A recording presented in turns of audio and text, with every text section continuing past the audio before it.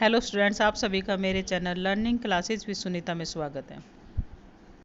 मेरे चैनल को like, share और सब्सक्राइब करना ना भूलें और बेल आइकन को दबाना ना भूलें। Thank you. हेलो स्टूडेंट्स, हम हिंदी का नया टॉपिक शुरू करने जा रहे हैं और वो है हमारा वर्ण विचार। वर्ण विचार जैसे हमारा भाषा है, लिपि है, व्याकरण है, ये सब चीज़ें उसमें हम पहले बताएंगे, उसके बाद हम ये वर्ण विचार के बारे करेंगे। देखो, भाषा जो है, भाषा का मतलब ये है कि हम अपने विचारों को या भावों को अभिव्यक्त कर सकें।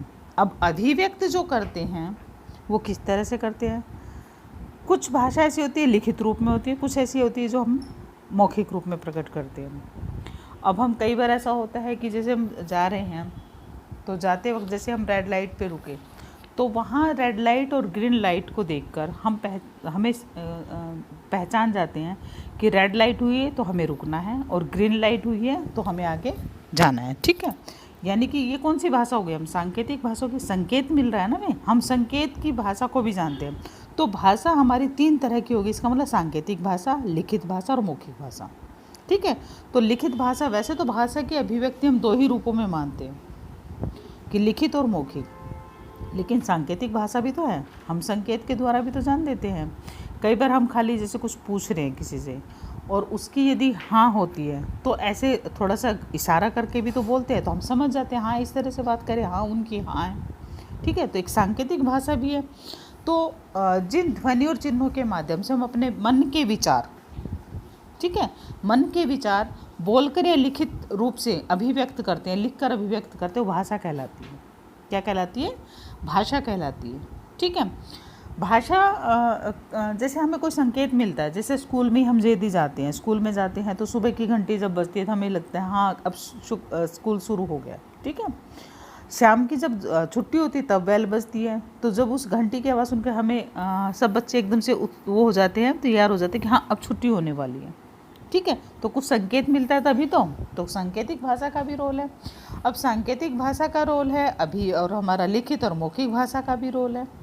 ठीक है, तो हमारे भाषा, लिपि और व्याकरण, ये सब हमारी छोटी छोटी चीज़ें बहुत इम्पोर्टेंट है एग्ज़ाम के उससे देखा जाए तो, क्योंकि हमारे जो एग्ज़ाम होते हैं, कॉम्पिटिटिव एग्ज़ाम होते हैं, उसमें बहुत सारे कई बार ऐसे छोटे छोटे क्वेश्चन पूछ ले जाते हैं जिन्हें हमें माइंड में नहीं आता कि नहीं, हम पहले तो ये छोड़ देते नहीं ये छोटी छोटी चीज़ें नहीं आएगी, लेकिन वो भी हमारे लिए बहुत ज़रूरी है। ठीक है, तो भाषा की जो अभिव्यक्ति होती है वो हमारी 2 रूप में होती है, बेसिकली 2 रूप में मानी जाती है। भाषा की अभिव्यक्ति 2 रूप में मानी जाती है, और वो 2 रूप कौन से हमारे? एक तो लिख कर होता है, एक बोल कर होता है। ठीक है, एक बोल कर और एक हमारा लिख कर होता है। ठीक है, लिख कर, लिखित रूप जो होता है, लिखित। ठीक है, माने भाव की अभिव्यक्ति, भाव केवल अपने विचारों की अभिव्यक्ति, कहने का मतलब वो विचार की अभिव्यक्ति हमारी भाषा कहलाती है। और भाषा कितने प्रकार की? हमारी 2 प्रकार की है, मौखिक और लिखित होती है। ठीक है, जिन शब्दों को हम अपने मुंह के द्वारा बोल करके प्रकट करते हैं वो भाषा हमारी कौन सी कहलाती है? मौखिक कहलाती है। और जब हम लिख करके अपने विचार अभिव्यक्त करते हैं तो उसे हम लिखित रूप कहते हैं। अब पूरा दिन तो हम लिख के तो कर नहीं सकते काम, हर बात को लिख दे, तो ऐसा तो हो नहीं सकता। ठीक है, तो ऐसा हो नहीं सकता, इसका मतलब हम बोल के तो बात करेंगे। कोई भी हम घर में काम कर रहे हैं, कुछ पूछ रहे हैं या हमारा कुछ डिस्कशन चल रहा है या कुछ और बात हो रही है, तो हम सारा दिन थोड़ा लिखेंगे, तो बोल के ही तो बात करते हैं। मार्केट भी जाते हैं तो ये थोड़ा हम लिख के मतलब बोलेंगे कि फिर वो देखेगा, फिर दोबारा से चीज़ देगा, हमें सामान देगा, ऐसा नहीं हो सकता। ठीक है, तो जहाँ बोलने की ज़रूरत है वहाँ बोलकर हमारा रूप आता है, मौखिक रूप आता है, और जहाँ लिखने की ज़रूरत है वो लिखित रूप आता है। ठीक है, तो दोनों का ही बराबर रोल है। अब जब हमारी परीक्षाएं होती हैं तो उसमें लिखित रूप की ज़रूरत होती है। जैसे बच्चों के एग्ज़ाम होते हैं तो एग्ज़ाम में बच्चा लिख के ही तो करेगा सब कुछ, तो उसमें वो अपनी भावों की अभिव्यक्ति देता है। ठीक है, जो उसके अंदर विचार है, मतलब उसने जितना याद किया है या पढ़ा है, जो उसके अंदर माइंड में कुछ हो रहा है, जो भी आया है, तो लिखित रूप में ही तो देगा, तो वो हमारा लिखित रूप है। ठीक है, तो मौखिक रूप और लिखित, भाषा 2 प्रकार की है, मौखिक रूप और लिखित। कहने का मतलब ये है कि हम अपने भाव और विचारों को 2 रूपों में प्रकट करते हैं और उसी रूप को हम भाषा कहते हैं, बोलकर और लिखित रूप में। अब हमारी आ जाती है एक छोटी सी बात, ये आती है कि लिपि। अब भाषा को हम लिखित तो रूप दे देंगे, लेकिन लिखित रूप होगा कैसा, कैसे लिखेंगे हम, तो उसको लिखने के लिए लिपि की ज़रूरत पड़ी। ठीक है, तो ये जो लिपि की हमारी ज़रूरत पड़ी, तो उसे लिपि को लिखने के लिए भी कुछ चाहिए हमें, भाई बनाएंगे तो सही, कैसे लिखेंगे। ठीक है, तो भाषा का लिखित रूप लिपि के कारण संभव है, कोई लिपि होगी तभी तो हम भाषा को लिखित रूप दे पाएंगे। तो लिखने का ढंग, लिपि क्या हुई हमारी, लिखने का ढंग होती है, क्या हो गई, लिखने का ढंग। ठीक है, लिपि को क्या बोलते हैं, लिखने का ढंग, मतलब एक ढंग होगा ना, ऐसा थोड़ा ना कि राम स्कूल जाता है हम ये बात समझाने, ये तो एक हमारी एक सेंटेंस में वाक्य बिल्कुल सही है, सार्थक रूप से उसको बनाया गया। यदि हम कहेंगे है, जाता है स्कूल, तो ये सही वाक्य थोड़ा ना है।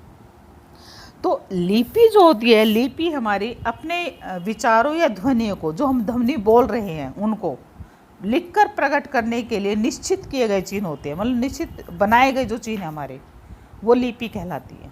ठीक है, अपने विचारों और ध्वनियों को लिख करके प्रकट करने के लिए निश्चित किए गए चिन्ह लिपि कहलाती है।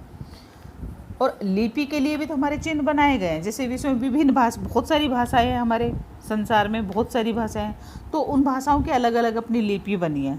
जैसे हमारी जो हिंदी और संस्कृत की भाषा है, तो उसकी कौन सी लिपि है हमारी, देवनागरी लिपि है हमारी, कौन सी लिपि है, देवनागरी लिपि है। ठीक है, किसकी, हिंदी की संस्कृत की लिपि कौन सी है, देवनागरी लिपि है। जैसे उर्दू की पूछ ले तो उर्दू की हमारी फारसी लिपि है, उर्दू की कौन सी लिपि है हमारी, फारसी लिपि है, उर्दू की फारसी। ठीक है, कौन सी लिपि है, उर्दू की हमारी फारसी लिपि है। अंग्रेजी की पूछ ले तो अंग्रेजी की कौन सी लिपि है हमारी, रोमन लिपि है अंग्रेजी की कौन सी लिपि है हमारी, रोमन लिपि है। ठीक है, और ऐसी यदि हमें पंजाबी की पता होना चाहिए, पंजाबी की कौन सी है, गुरुमुखी लिपि है। ठीक है, तो लिपि हमारी अलग अलग भाषाओं की लिपि अलग अलग है। लिपि का मतलब होता है लिखने का ढंग। ठीक है, समझ गए, लिपि का मतलब होता है लिखने का ढंग, मतलब विचारों या अपनी ध्वनियों को प्रकट करने के लिए जो निश्चित चिन्ह गए हैं, मतलब जो भी चिन्ह बनाए गए हैं उसे लिपि कहते हैं। ठीक है, और लिपि, भाषा की लिपि सबकी अलग अलग, जैसे हिंदी संस्कृत की मैंने बताई देवनागरी लिपि है, उर्दू की जो बताई है वो हमारी फारसी है, अंग्रेजी की लिपि हमारी रोमन है, और पंजाबी की गुरुमुखी लिपि है। ठीक है, तो हिंदी भाषा जो होती है हमारी, इस तरह से हम यहाँ तक, जैसे हमारा अब क्या हो गया, अब हमारे सामने जो आता है, जैसे हिंदी भाषा की कुछ बोलियाँ भी होती है, कुछ मतलब कहाँ की कौन सी बोली होती है, इस तरह की हमारे मतलब हिंदी में 18 बोली है। ठीक है, और कुछ उपभाषाएँ हैं, 18 बोली हैं। ठीक है, जो हमारी हिंदी की जो भाषा है वो हमारे जैसे अनुच्छेद 343 में जो लिखा गया है उसे राजभाषा घोषित किया गया है, अनुच्छेद 343 के अकॉर्डिंग। ठीक है, अब हमारी हिंदी में जैसे आती है पूर्वी हिंदी भी है हमारी, पश्चिमी हिंदी भी है, राजस्थानी हिंदी है, पहाड़ी हिंदी है, बिहारी हिंदी है, मगधी हिंदी है, सब अलग अलग हिंदी है हमारी। तो ये कई प्रकार की हिंदी है, पूर्वी, पश्चिमी, पहाड़ी, राजस्थानी, बिहारी हिंदी, मगधी हिंदी है। ठीक है, अब हमारे पास जो आता है व्याकरण, अब हमें एक भाषा है हमारे पास, तो भाषा के साथ व्याकरण भी होना चाहिए। ठीक है, अब भाषा जो होती है, भाषा के शुद्ध रूप होना चाहिए, लेकिन ठीक है, भाषा का जो शुद्ध रूप है और शुद्ध रूप संबंधी जो नियम बनाए गए हैं, उनका सबसे बड़ा शास्त्र कौन सा है, व्याकरण है। क्या कहलाता है हमारा, व्याकरण कहलाता है। ठीक है, व्याकरण का पूछ ले, व्याकरण क्या है भाई, हमें पता भी तो होना चाहिए व्याकरण क्या है। तो व्याकरण हमारा जो भाषा जो लिख रहे हैं भाषा, वो शुद्ध रूप जो होगा वो व्याकरण कहलाती है।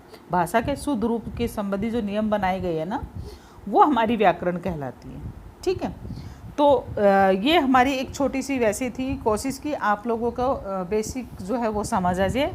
अब हम चलते हैं वर्ण विचार पे। ठीक है, मतलब व्यक्ति, अब हम इसको एक अलग उससे करते हैं कि ताकि हमें पूरा समझ आ जाए, ये जो हमने नोट्स बनाए हैं उसके अकॉर्डिंग देखते हैं। देखो, वर्ण विचार जो होता है, व्यक्ति को अपने विचारों को आदान प्रदान करने के लिए एक भाषा की आवश्यकता होती है। ठीक है, अपने विचारों को आदान प्रदान करने के लिए। अब जब हमारे पास भाषा का निर्माण जो होता है मुख्य रूप से, देखो जो भाषा का हम निर्माण करते हैं, अभिव्यक्ति मैंने आपसे बताया, अपने मन के विचारों को बोलकर प्रकट और जो लिखकर और बोलकर प्रकट करते हैं वो हमारी भाषा कहलाती है।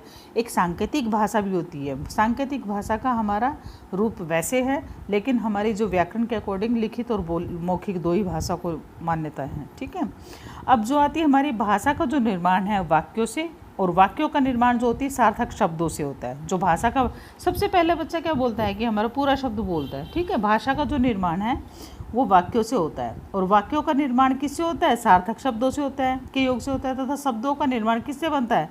वर्णों के सार्थक मेल से बनता है।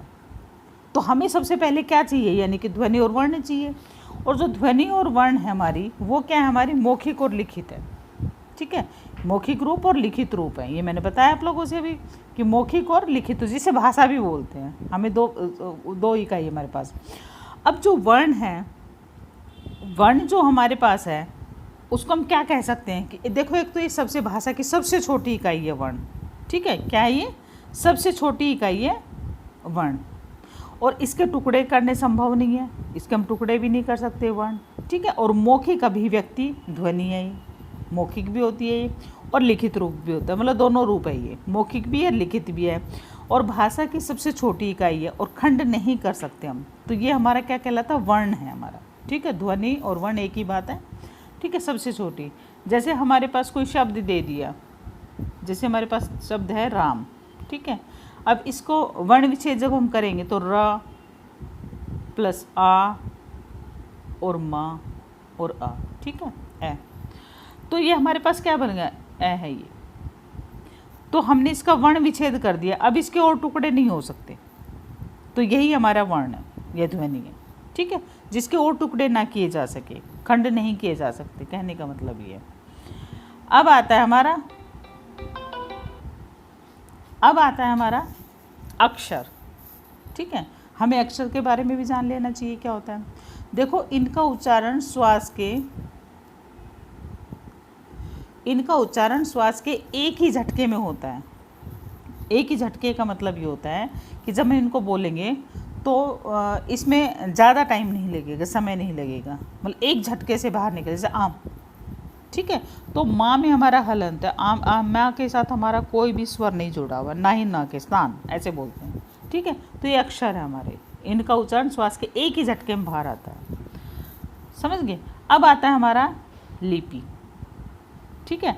लिपि का मैंने बताया था लिखने का ढंग लिपि कहलाता है, लिखने का ढंग लिपि कहलाता है। लिखित भाषा में मूल ध्वनियों के लिए जो चिन्ह मान लिए गए हैं उन्हें जिस रूप में लिखा जाता है वही लिपि, ये हमारी परिभाषा है, ठीक है। वैसे जो छोटी सी बात है वो यही है कि लिखने का जो ढंग होता है वही लिपि है, लिखने का ढंग जो है वही लिपि है। तो लिखित भाषा में मूल ध्वनियों के लिए जो चिन्ह मान लिए गए हैं उन्हें जिस रूप में लिखा जाता है वही लिपि कहलाती है, ठीक है। अब हमारा आता है हिंदी भाषा की जो लिपि है वो देवनागरी लिपि है, और देवनागरी लिपि ली कहाँ से गई है? ब्राह्मी लिपि। कम से कम 6 से 7 बार क्वेश्चन ये आ चुका है ब्राह्मी लिपि कि देवनागरी लिपि कहाँ से ली गई है, तो ब्राह्मी लिपि से ली गई है, ठीक है, ध्यान रखना। इसकी लिपि क्या है? देवनागरी लिपि कहाँ से है? ब्राह्मी से है, समझ आए। अब हम करते हैं, जब हमने लिपि अक्षर देख लिया, ध्वनि देख लिया, तो वर्णमाला भी तो वर्णमाला बनेगी ना फिर इसकी, ठीक है। तो वो हम करते हैं, देखते हैं वर्णमाला। वर्णमाला, हमें वर्णमाला का भी ज्ञान होना चाहिए, क्या होती है वर्णमाला, ठीक है। अब जो वर्णमाला है, वर्णों या ध्वनियों के क्रमबद्ध समूह को वर्णमाला कहते हैं। जो वर्ण होते हैं, वर्णमाला किसे कहेंगे? जो हमारे वर्ण या ध्वनि, छोटे छोटे जो वर्ण बने हैं, जो हमारे पास टुकड़े, जिनके और टुकड़े नहीं कर सकते, उनको क्रमबद्ध समूह को वर्णमाला कहते हैं। हम क्रम से ही तो बनाएंगे, ऐसे तो कुछ बनाएंगे नहीं, आगे पीछे करेंगे तो फिर वो सब नहीं समझ पाएंगे। एक पूरी, जिसको मतलब पूरे हमारे समाज या हमारे विश्व में सब जगह एक ही चीज़ प्रसिद्ध हो, वही कहलाएगी हमारी वर्णमाला, ठीक है। अब जैसे हमारे पास जो दे रखा है, वर्ण हमारे 2 प्रकार के कहलाएंगे। वर्ण कितने प्रकार के? हमारे 2 प्रकार के वर्ण हैं, और वर्ण वो 2 प्रकार के कौन से? स्वर और व्यंजन है, ठीक है, स्वर और व्यंजन है। अब जो स्वर हैं वो हमारी वे ध्वनियाँ जिनका उच्चारण करते समय वायु निर्बाध गति से मुख विवर से बाहर आना, मतलब बिना किसी रुकावट के, कहने का मतलब ये है, ठीक है। ये तो हमारी जो परिभाषा एकदम से वैसे लिखी हुई है जैसे हमारी होनी चाहिए, मतलब जो उचित, जैसे कई बच्चे पूछ लेते हैं एकदम से परफेक्ट परिभाषा बताइए, वो है। लेकिन क्या हम सीधी से सिंपल सी उसमें बोलेंगे, बिना रुकावट के, बिना घर्षण के जो बोले जाते हैं वो हमारे स्वर कहलाते हैं, ठीक है, बिना किसी रुकावट के। अब जो ये हमारे वर्ण हमारे कितने प्रकार के बताए, 2 प्रकार के वर्ण बताए हैं, और स्वर और व्यंजन है। इन स्वर और व्यंजन से ही हमारी वर्णमाला बनती है, ठीक है। स्वर व्यंजनों से भी स्वरों की संख्या कितनी होती है, 11 होती है। अब जो स्वरों की संख्या हमारी 11 होती है, ठीक है, और व्यंजन हमारे कितने बताए गए हैं, वैसे तो 33 बताए गए व्यंजन। व्यंजन की कितनी संख्या बताई है, हमारी 33 बताई गई है। अब जो हम आगे करेंगे वो ये करेंगे कि जैसे स्वर है, स्वर का जो स्थान है, स्वर अलग अलग तरीके से उनको निकाला गया है। जैसे हमारे स्वरों की स्वर उच्चारण स्थान, उच्चारण काल और श्वास के मात्रा के आधार पर भी स्वर बोले जाते हैं, ठीक है। उच्च जो इसमें आता है हमारा ह्रस्व स्वर, दीर्घ स्वर और पलुत स्वर आते हैं। एक दूसरा हमारा एक उससे हमारा इसका डिफ्रेंशिएट, मतलब इसके बताया गया कि जीभ की सक्रियता के आधार पर बताया गया है। एक हमारा ओष्ठ आकृति, कैसे कैसे हमारा मुंह की आकृति जो बनती है, हमारे लिप्स की आकृति बनती है, जो ओठों की आकृति बनती है, उसके आधार पर बनाया गया है। एक मुख की आकृति के आधार पर भी स्वरों का वर्गीकरण किया गया है।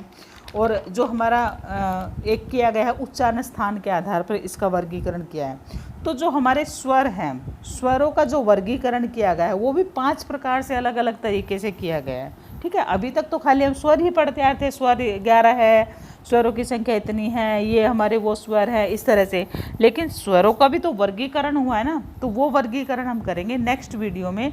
आप प्लीज़ वीडियो को शुरू से लास्ट तक देखिए, और इस टॉपिक ये बहुत ही इंपॉर्टेंट टॉपिक है, इस टॉपिक को कंप्लीट देखिए।